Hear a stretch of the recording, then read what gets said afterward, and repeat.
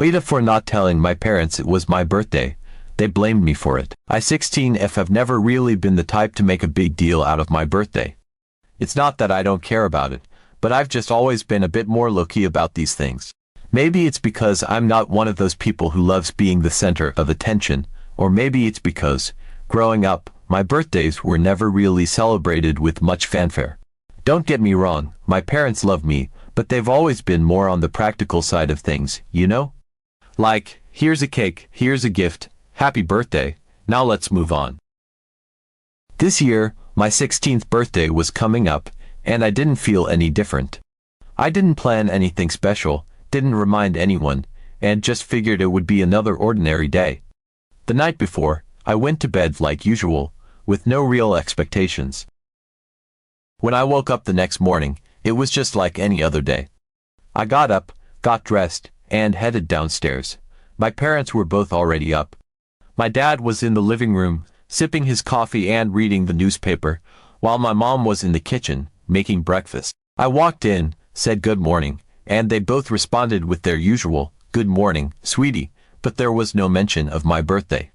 Not even a hint that they remembered. I didn't say anything either because, well, I wasn't going to be the one to bring it up. I mean, it's my birthday, shouldn't they be the ones to acknowledge it? I grabbed some toast, ate quickly, and then headed off to school. On the way there, I couldn't help but feel a little off. 16 is supposed to be a big deal, right? Like, I'm supposed to be celebrating or something. But instead, it felt like just another day. I tried to shake it off, telling myself that maybe they were planning something for later. Maybe a surprise or something, and I didn't want to ruin it by acting like I was disappointed. At school, things were pretty normal. Classes were the same as always, but during lunch, my best friend came up to me with this big smile on her face. "Happy birthday," she said, handing me a little card. I was genuinely surprised and touched. I hadn't mentioned my birthday to anyone, so the fact that she remembered meant a lot to me. Inside the card, she had tucked in 20 quid, which was super sweet. I thanked her, and we sat together during lunch, talking about random stuff. I didn't tell her that my parents hadn't remembered because, honestly, I was still holding out hope that they hadn't forgotten. The rest of the school day passed by in a blur. My teachers didn't say anything, which wasn't surprising. They have hundreds of students, so they can't be expected to remember everyone's birthday. But every time my phone buzzed with a notification, I would check to see if it was a message from my parents. It never was. Just the usual texts from group chats or random notifications from apps. When the final bell rang, I packed up my stuff and headed home. I walked through the front door, and there were my parents, just like they were that morning. My dad was back in the living room, watching TV this time, and my mom was in the kitchen, prepping dinner. They both greeted me with the same casual "Hi, sweetie," as always, and I felt this weird mix of emotions: disappointment, confusion, maybe a little anger. But I didn't say anything. I just nodded and went upstairs to my room. I tried to distract myself by hopping on Minecraft with some friends. We played for a couple of hours, and it was fun, but that nagging feeling in the back of my mind wouldn't go away. Did they really forget? It seemed impossible, but as more time passed, the more it seemed like they had. Eventually, I got hungry and decided to go downstairs to see if dinner was ready. When I got to the kitchen, I saw that my mom had made fried rice. It's one of my favorite meals, so a part of me thought maybe, just maybe, this was her way of acknowledging my birthday without making a big deal out of it. But there were no candles, no cake, no happy birthday, nothing. Just a regular dinner. We sat down to eat, and the conversation was the same as it always was. How was school, any homework, that sort of thing. I wasn't going to be the one to bring it up, I just couldn't. After dinner, I went back to my room, laid on my bed, and scrolled through my phone. I kept waiting for something to happen, for them to come upstairs and say, "Surprise." We didn't forget, but nothing happened. The hours ticked by, and before I knew it, the day was over. My 16th birthday had come and gone without so much as a happy birthday from my parents. I went to bed that night feeling a mix of emotions, mostly sadness, but also a kind of numbness. It's hard to describe. I wasn't angry, exactly, but I was definitely hurt. I kept trying to rationalize it, telling myself that maybe they were busy, Maybe they had a lot on their minds, but the truth was, it just felt like they didn't care enough to remember. The next day, I got up and went to school like normal. I didn't say anything to my friends about what had happened, or rather, what hadn't happened. I just pretended like everything was fine. And for the next couple of days, I went about my routine, trying not to think about it too much.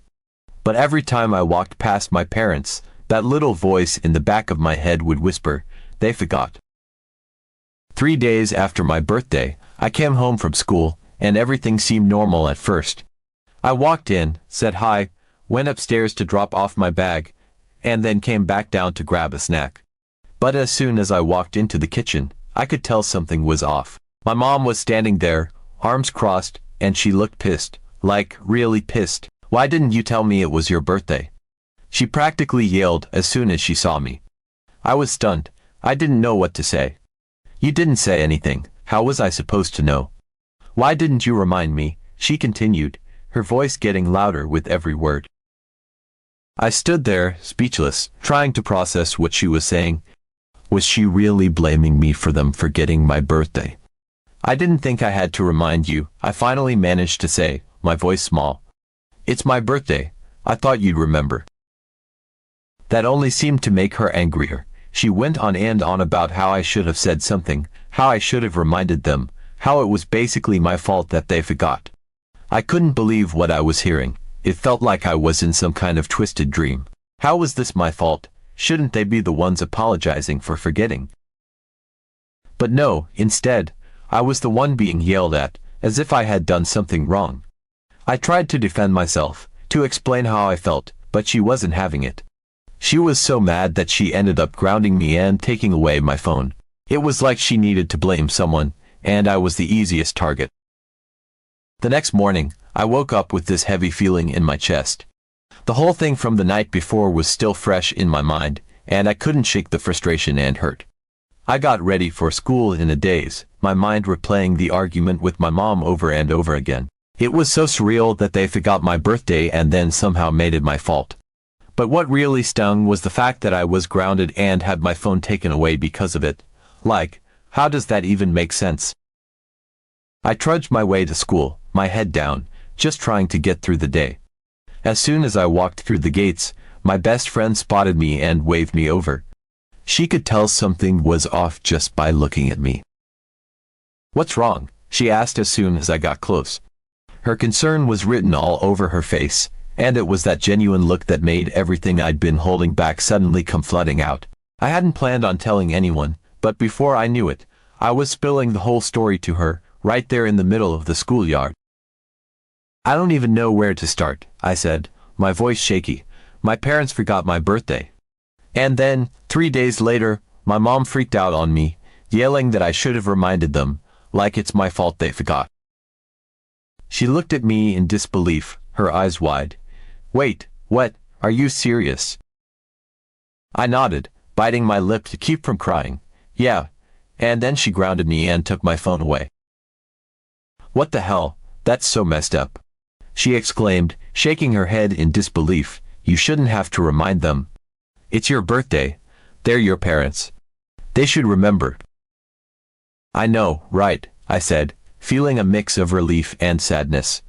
It felt good to have someone validate my feelings, but it also made the whole situation feel even more unfair. We stood there for a moment, just absorbing the ridiculousness of it all, when she suddenly grabbed my hand.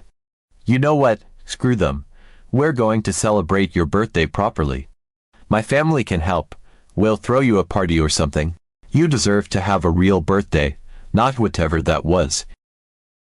I looked at her, a little overwhelmed by the offer. "Really? You'd do that for me?" "Of course, you're my best friend. And besides, we can't let your 16th birthday just go by like this. It's a big deal. Let's make it fun. We can do it this weekend if you're free." I hesitated for a moment, thinking about how my parents might react if they found out I went ahead and celebrated without them. But then I remembered how they had treated me, and a small part of me felt like I deserved to have a birthday that actually felt special, even if it wasn't with them. "Yeah, okay," I finally agreed, a small smile forming on my lips. "Let's do it. I could really use a pick-me-up after all this. Perfect, she beamed.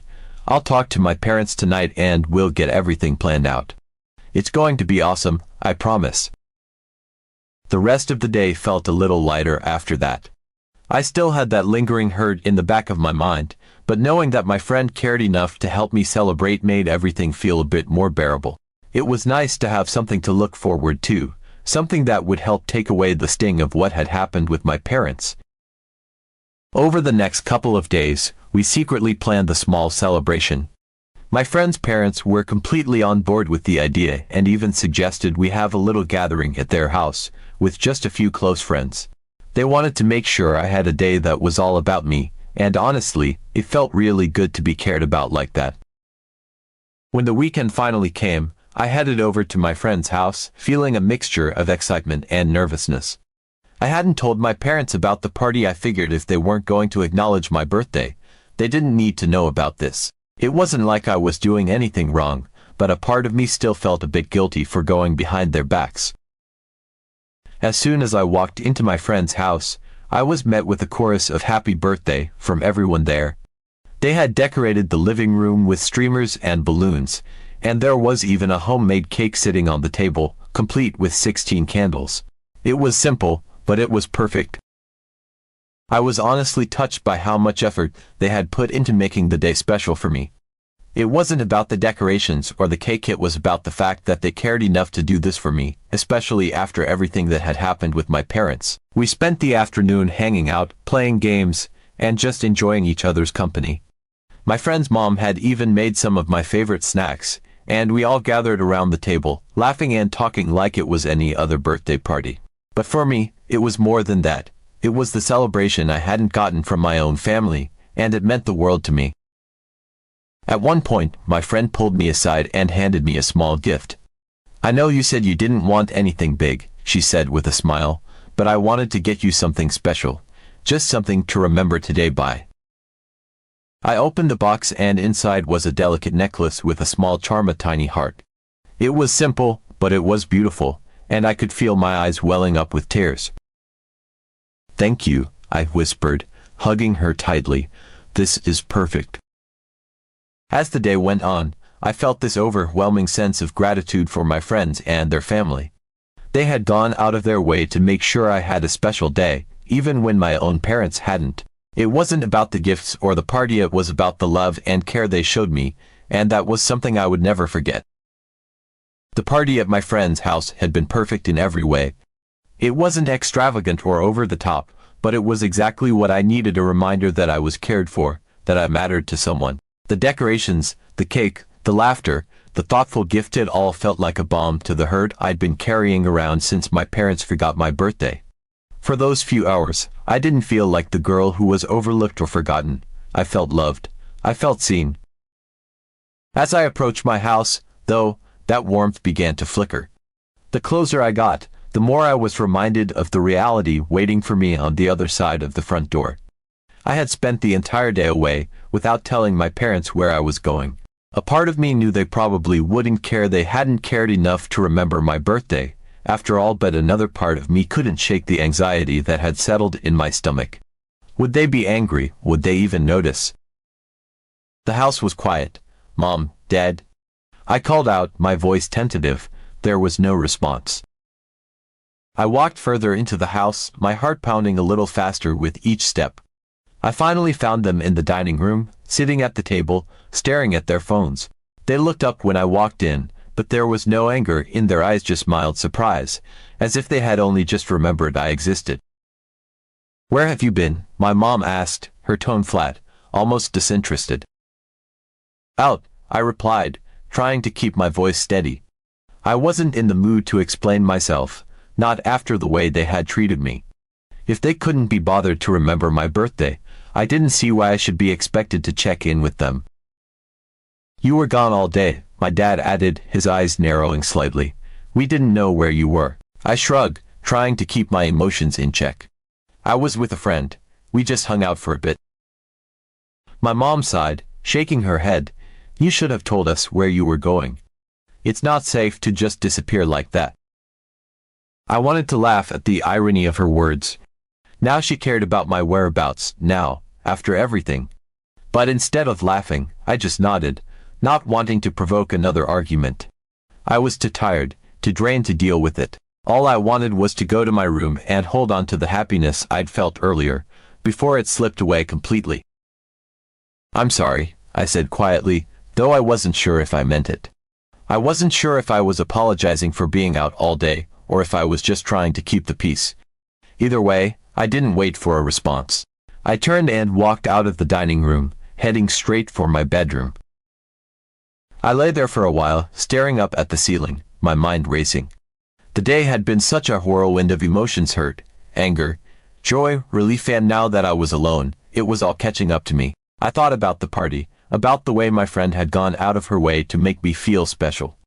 I thought about the gift she had given me, the necklace that still hung around my neck, a tangible reminder that someone cared.